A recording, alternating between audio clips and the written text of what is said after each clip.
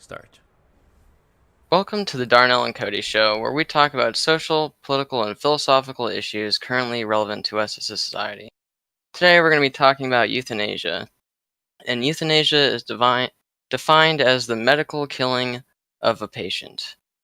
And I like to think of it as how I would like it to be legal in our country as the painless killing of a patient suffering from an incurable and painful disease or an irreversible coma.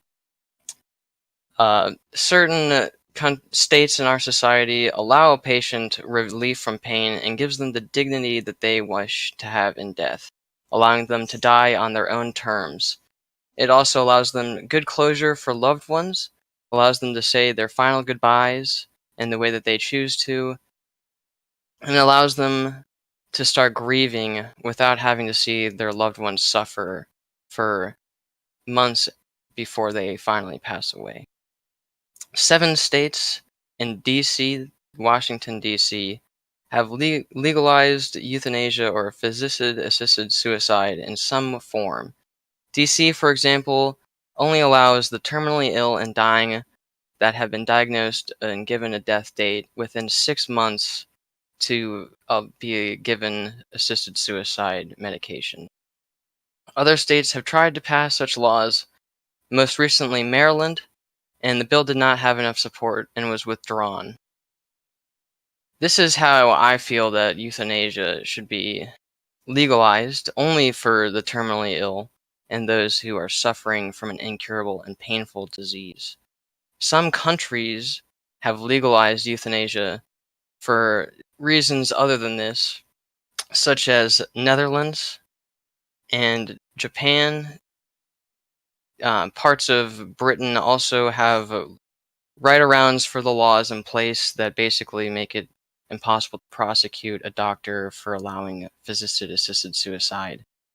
And this is a big problem, as I think you would agree, Darnell, when you start giving people medicine to die for whatever reason they deem worthy of death themselves, be it mental illness for an infant in some of these cases, or just that someone has grown too old and they wish to pass along. This kind of affects society in a way that is troubling for some. Most of us, I would agree. Right. And for me, I have no moral qualms about assisted suicide. Whether the person is sick or not, I don't believe I have a right to force anybody to stay alive, no more than I have a right to take someone's life. But if I'm granted permission to take a particular person's life by the person in question, then I believe it becomes a little bit of a different situation. The question here is about rights. Should the person even have the right to ask that of me, a civilian, or even a medical professional, to ask essentially to help kill themselves? And in 1997, it was ruled by the Supreme Court that citizens do not have a right to assisted suicide. But in 2006, Supreme Court ruled out and reverted their stance on that issue. And it was reverted to a state issue rather than a federal issue. And this is a fantastic idea. I believe it gives power back to the states and people have more options. And that's always a good thing. So we have about 7 states, as you said, currently that allow euthanasia. Among those, I believe Oregon was the first. They put it in place a law called Death with Dignity in 1994 that passed with a slim margin. But what about the other states? Why are they so hesitant to adopt these measures? And these are the questions we have to ask ourselves as we move forward to discuss the policy behind all this. And I agree that before we discuss the other clauses what other countries are doing, at least in the United States, why is it that we are so against, at least strictly in the case of terminally ill or permanently in coma, like you said, why is it that euthanasia for these people are disallowed in so many states? Can you answer this? What do you think about this, Cody? I think there's a number of reasons why people are against it. Some people tend to take a moral standpoint on the fact that it's wrong to take any life, even physician assisted suicide, or just prescribing someone a lethal dose of a drug. Um, they feel these cases are bad, regardless. That's a death of someone who is uh, a person who has all their rights given to them by the Constitution, and that killing them is wrong. It's against the law to commit suicide, and it's against the law to kill anybody. And they feel it basically falls under the same laws, be it God's laws or their own moral standpoints. In reality, it doesn't matter. Other people feel that physicians shouldn't be prescribing death. These have basically doctors are the ones who are giving these lethal dosage to people, and they feel this goes against the Hippocratic Oath, which is kind of true. Hippocratic Oath says that the health of the patient is first and foremost, and Right. First, do no that you harm. can, Right. yeah, do no harm. Exactly. So I would definitely agree with them that death is a form of harm. Although, if someone is suffering, as I had said, and they are given the terminal illness status, which means that they're basically not going to recover, there's no chance of recovery. I don't see the problem with a physician themselves being the ones to issue this. But however, this is what some people have issue with, and I do see the problem with it to a certain standpoint. It also leads to a breach of trust, according to some people, between the physician and the patient, where basically the patient might feel, or it might even become true if the worst case does become true, where the physician themselves will be profiting from prescribing death by whatever means. Perhaps the lethal dose is getting lobbied very hard, and they get some kind of compensation for prescribing it, or maybe it's just a very expensive drug to prescribe to people, so they get compensation through that as well. Either way, this is what some people take issue with, and I think that you had another great study to reference about some other issues with this as well. Right. But before I get into that, I want to get into some of the moral imperatives. Right. The moral imperative to live despite terminal illness and great suffering with marginal relief from medication simply isn't there. And I think you agree with this. Unless people are harking on religion and the commandments, thou shalt not kill. So as long as a person that wishes to die is making this wish soberly, with an intact state of mind, then who are we to force him or her to live in undesirable circumstances, especially when we have or can't provide desirable circumstances for the said person? So what can we really offer as an alternative? All we can do is try to talk them out of it, which might not even be appropriate in certain cases. But the essential question here is to ask ourselves is, if someone that wants to commit suicide can ever be considered sober and sane, or at least clear-headed. And what do you think about that? Can someone that wants to die be ever considered sober and sane, at least objectively? So if someone wants to die, is there always some element of insanity that you have to consider? What do you think about this from a psychological point of view? I would disagree with that. I mean, if you have someone who they're in great pain because of the disease they're suffering from, I mean, maybe this pain is causing them some form of madness. I don't know, but I don't think that's fair to assume. There's no real evidence or psychological disorder that's been classified by a terminally ill patient suffering from maddening pain, as you might call it. Um, so I don't think it's fair to say that these people are insane or that they aren't in the right state of mind. A lot of the time, in most cases, in the States at least, we have to have two physicians sign off on the euthanasia process before the patient is given the lethal dose or the physician suicide um treatment. Right. And that's exactly what I wanted to get in. So basically, there are regulations in place where a psychiatrist or some physician has to get into some sort of verification process where they verify and can assume the psychological state of the patient in question before euthanasia Right. can take place. The physician is the first physician is supposed to assess the mental well-being of the patient. And after this assessment, they either say that they need a psychiatric support, or they call in for a second physician's opinion after they sign off saying that this person is of sound mind. Right. And Usually this process also requires witnesses of some sort, like a family member who has known this person for a prolonged period of time.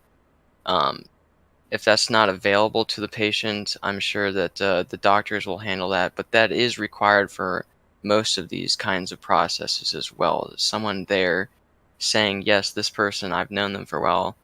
They're the same person that they were when I knew them a long time ago, and this is what's best for them, and I agree with it. right. And let's look at the dangers of what these processes can actually pose. Not in and of themselves, but the very idea that euthanasia can be legal, and how negligence can take place as a result of that. So I'll read here an abstract from Jose Pereira, written in the medical journal Current Oncology. The present paper provides evidence that these laws and safeguards are simply ignored and transgressed in all jurisdictions, and that transgressions are not prosecuted. For example, about 900 people annually are administered lethal substances without having given explicit consent. And in one jurisdiction, almost 50% of cases of euthanasia are not reported. Increased tolerance of transgressions in societies with such laws represents a social slippery slope, as do changes to the laws and criteria that are followed by legalization. Although the initial intent was to limit euthanasia and assisted suicide to a last resort option for a very small number of terminally ill people, some jurisdictions now extend the practice to newborns, children, and even people with dementia. A terminal illness is no longer a prerequisite. In the Netherlands, euthanasia for anyone over the age of 70 who is quote-unquote tired of living is now being considered. Legalizing euthanasia and assisted suicide therefore places many people at risk, affects the values of society over time, and does not provide controls and safeguards. End quote there. And I highly recommend people to read the full journal entry to get a deeper view into this. The only caveat that I can offer to these statistics is that very clearly it is the laws and safeguards being ignored. It's not that euthanasia as an idea is morally unacceptable, but more so that the practitioners of these practices have been downright doing something that's illegal. But this journal highlights a very convincing argument in opposition to euthanasia, and that's the human element. Legalizing euthanasia does make life seem more expendable and cheap. It may be that it won't take much thought or deliberation to kill a person when euthanasia is commonplace. And the evidence is cited by this journal is a reminder to us that the human psyche is easily apathetic or can become apathetic to what was once considered sacred and precious. So malpractice as well as social consequences are something that we have to think long and hard about. And it isn't something to be ignored lightly. For me, the foremost solution would be to impose severe punishment to doctors ignoring these laws and safeguards in place. It's not acceptable. But I fear there isn't a clear-cut solution for the social consequences that may occur as a part of the fallout in all this regulation. What are your thoughts, Cody? Well, I certainly agree. Medical malpractice is a big issue, not just with euthanasia. I mean, we've seen it across the board in America. We could talk about that in another podcast sometime. So when you have other countries, like the Netherlands, basically considering prescribing people over 70 who just wish to die euthanasia, this is where you're going to run into issues. Other countries that are euthanizing babies for mental health reasons or deformities or such natures, you're running into problems there as well. And a lot of countries are doing stuff like this: Canada, Belgium, Germany, Japan, India, parts of Australia. They all have laws for euthanasia, and some of them are more vague than others, unfortunately. They're not just for the terminally ill, as we had stated, is the justifiable reason for euthanasia. They're for unjustifiable reasons, such as someone just being too old, or that someone was born with a malformality in their mind or body. And it's obviously going to lead to, profit from doctors who are prescribing this, potentially at least. It's not guaranteed that this will happen, but there's always money at stake in these kinds of matters. And you're going to have people who are given the choice to euthanize their child based on the way that it was born. And basically, you're going to be eliminating certain subgroups of humanity in some ways. You're going to be eliminating mental illnesses from our world, which is something to consider as a positive and negative thing. But is it really worth the doctors making these choices? We need to have better regulations in place, as you said. We need to be very, very careful about how we go about these things and make sure that people are obeying the laws in place. We have the UK, I had stated earlier, where they basically allow the doctors to work around the laws without prosecuting them. There's only been one doctor since 1992 that has been prosecuted for euthanasia, and it's actually going on very often in their country. They have very declined rates of Down syndrome birth because of this process. Before and after birth, they'll euthanize babies. So, as you said, we need to be very careful of the medical malpractice that's going on, because as we know, this is already going on in other areas of the medical industry. Right, and I completely agree. But accepting these cases, there's really are no solutions to these questions at hand right now, because not all situations are equal, not all laws are equal, and each country is basically functioning off of its own laws and own perspectives and morals. We can't prescribe all these.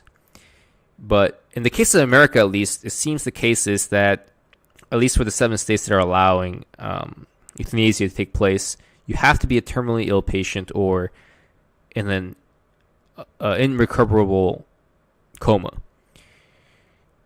Accepting the irrecoverable coma or terminal illness, let's say, for example, someone just wanted to commit suicide purely out of wanting to die.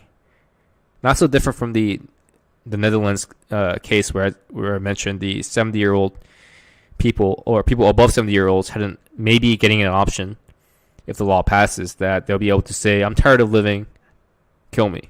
All right, give me the euthanasia, give me the suicide. What do you think about this extending to the general public universally? So, for example, if let's say you knew someone that was 70 years old and he came to you and said, I don't want to live anymore, I'm tired of life, I want to die, would you be okay with helping him and facilitating the process of his suicide?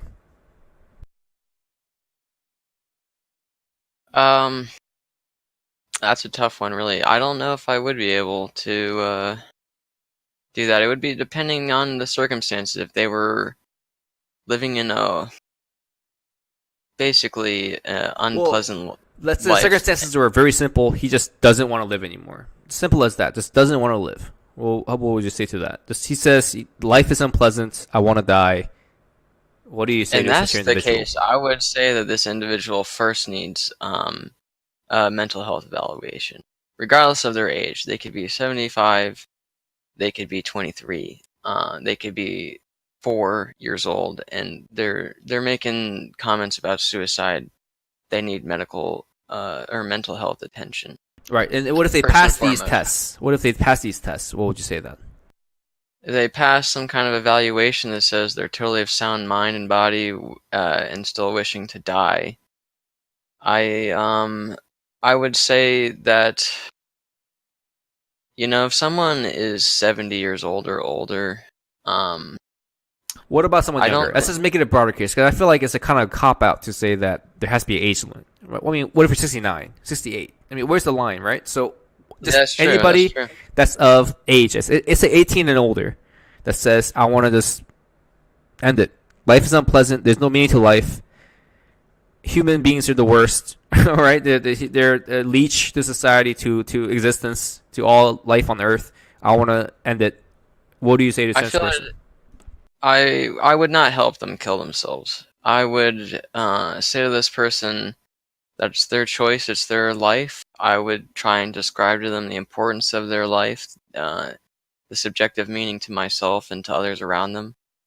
And I would try to, convince them in any way I could not to do it. And I certainly would not help them. But I would also have to respect the individual's choice. If they were going to do it and they had a complete good reason to do it, I would try and stop them, but I would also respect the choice once it was made. But I would probably end up having to call the police on them or something else in order to stop them, because I would feel that their life is not worth taking in that moment. Right. And to me, that's the strangest thing. Because on one hand, we say that it's up to the individual to choose, and we want to respect their wishes. On the other hand, we question if anybody that can be willing to commit suicide can ever be considered sane, right? Especially if they're not terminally ill. And I think that's where your kind of unwillingness to help came from, right? From the mind state that even if he was in the same state of mind, as far as you could tell, you still have some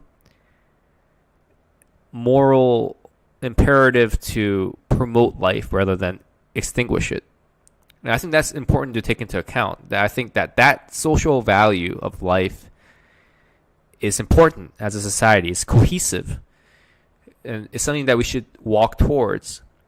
But at the same time, we can't put that on a pedestal and ignore that certain individuals, or all individuals really, have the right to end their life if they so choose. And it's really, like I said before, not all up to us. We don't have the right to force someone to live, just as we don't have the right to take someone's life. But I guess, what are the alternatives then, besides calling the police? Because I don't think that's helpful, right? I don't think that's really getting them help. What would you say are some realistic solutions to people with suicidal thoughts that you would want to help? Well, if you know someone that is suffering from suicidal thoughts, you need to go through the proper channels immediately, because these are very serious problems. And some people exhibit them in a joking manner, and they are serious about it, so that's another issue. You see this, act on it. And there are numbers to call, and you can even get people psychologically administered if they are a risk to themselves. If you've been told by them that they want to harm themselves, you can get them the help that they need. And that's really, like I said earlier, if someone is having suicidal thoughts, the first and foremost problem is mental illness. That's just what we found out throughout the study of the human mind. If someone is trying to kill themselves, most likely they are not of sound mind. Right. Some people are of sound mind, and this is a very odd and troubling scenario in that case, because what do you do with these people? Right, that's the tricky thing, right? It's so difficult. Like that's why I went to the trouble of asking you, like, can this person that's considering suicide really ever be considered sane? And it is, like, I agree, it is a very iffy question, because you can make a very logical, objective claim for why human beings in general should not exist for the benefit of the rest of the planet, right? And that's a very, in a way, noble and righteous thing to do, almost. But I think some of the realistic solutions we can take, because we are a species and we wish to believe in progress and say that we can right our wrongs, and we do as a species have a right to exist insofar as we have a right to redemption and we can make right our wrongs. I think the best method we have right now are psychologists and therapists. I mean, I'm not a big fan of them personally, but I feel like that's really the only options we have, other than maybe psychedelics, which I actually am a very big advocate of. I feel like it's not for everyone for sure, but it's one of those things where it really can get you to think introspectively about life, more existentially, and you can look at life in a different light that isn't so tied down to the common view of life and what you're forced to see from a very sober and mainstream view of life. It's just very depressing in a lot of ways, especially when you look at current popular culture. But I guess to wrap up our discussion, my final say would be that the Supreme Court got it right in one thing in regards to America. In America, when they declared that this is a state issue rather than a federal one, and I wholeheartedly believe that this is one of those issues where if you want to live in a society that doesn't condone euthanasia, then you're free to move to a state that doesn't that shares your views, right? You're free to go to a state that conform to your worldview. But at the same time, it isn't within your rights to ask someone to help you die, at least not on a legal basis, right? In fear of becoming dangerously close to murder and the potential abuse of such a law if it were put in place. The point to take away here is that nobody can force anybody to live or to die. Of course, it's not socially desirable that suicide should be tolerated and accepted as a norm, but it's also not desirable that people have an ingrained idea about life and that sacred life becoming more important to protect than the person contemplating suicide. The person that is actually alive is more important than the ideal of life that an individual may hold. So here is something to think of consequentially. How can we make a society that can prevent people from wanting to commit suicide? How can we help the medical community develop better cures for depression and terminal illness? These are the questions that I feel are really important to keep in mind in regards to euthanasia, because all these concerns are ultimately related. What are your thoughts on this before you wrap up? I agree. I mean, solving the mental health issue that's becoming almost it's not a crisis, but it's a widespread issue now in America. We have almost 25% of Americans, I believe, that take some kind of medication for mental health reasons, be it anxiety or depression or what have you. So, I mean, obviously, this is just going to become more of an issue until we get to the root of the problem. And as you said, it's going to take science, and science is also coming out with cures with terminal illness. And so that's another part of what you were saying earlier. And as I said, there are certain reasons for euthanasia to be justified, and I think we were pretty clear on that. If you're terminally ill, you're given, an estimate on your death, and you're in pain, and you don't want to live in pain anymore. You want to die before you're living in agony, and you want to be able to say goodbye to your loved ones while you're still of sound mind and body before the agony becomes too immense for you to even speak or what have you.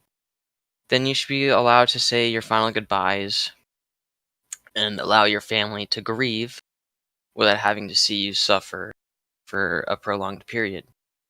It is an issue when you have people that are being prescribed death because they're just over a certain age or that they have a mental illness. This is where you get into trouble. And it's obviously the moral gray area where it's a hard one to come up with the right answer for when you have someone who is medically deemed sound of mind, who wishes to commit suicide regardless of their age.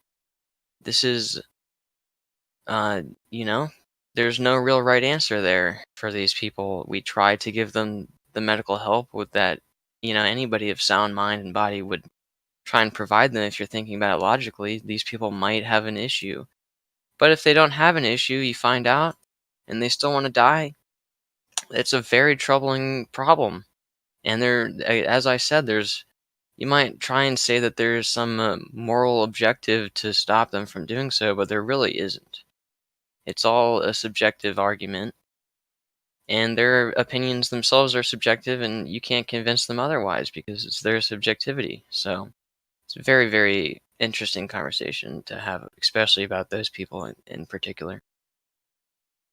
Right. And I think that about wraps up this topic for today. Thank you everyone for tuning in, and we'll catch you next time with a new topic. Thanks, guys. We'll see you next time.